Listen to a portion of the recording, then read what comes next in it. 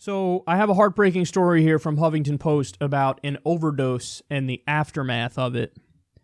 Drug dealer who sold teen lethal amount of fentanyl ordered to pay for his funeral.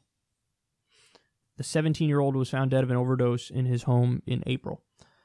So the guy who sold the drugs, his name is Michael Chandler. He's 29 years old from Cincinnati.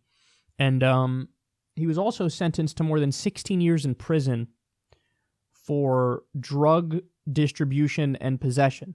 So he's already been in prison. And it was with coke and heroin previously. He already served time. But now they're saying he is like 16 or 17 years in prison now. And he has to also pay $9,000 for the funeral services for the kid. Now, in terms of him going to prison in the first place, I think he should go to prison, and the reason being, fentanyl is deadly. There's no two ways about it. It's like a sedative or a tranquilizer for a horse. It's like 1,000 times more powerful than morphine. And when you get in a car accident or something and you had your pelvis shattered and your leg broken, they give you morphine in the hospital, and it takes away your pain. So if something's powerful enough to take away your pain when you're in a broken situation, you don't need something like fentanyl. The human body cannot handle it, okay? Enough, if you put a simple drop,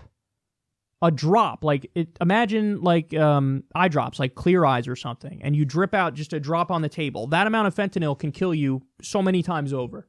So this stuff is dangerous. It's like poison. And what's happened is you've had drug dealers cut heroin with fentanyl.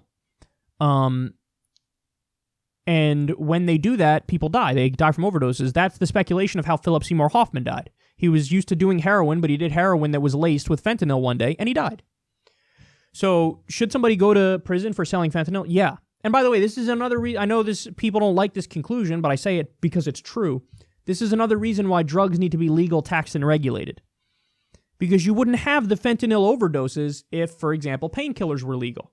Now, you still would have some painkiller overdoses, sure, but you're not pushing people to the black market. You're not pushing them into an unregulated, unsafe environment where they don't even know what they're putting in their body. I mean, there are liberal, open-minded places where they literally give you needles and they have a government supervisor watch you inject your drugs, and they make sure that you don't overdose. And these places actually have a lower rate of addiction than we do. These places are generally healthier than we do. They rehab people better than we do. So us cracking down criminally on drugs doesn't work. It just doesn't work, okay? But, so should somebody go to prison for selling fentanyl? Yes. If it's drugs laced with fentanyl, they should go to prison.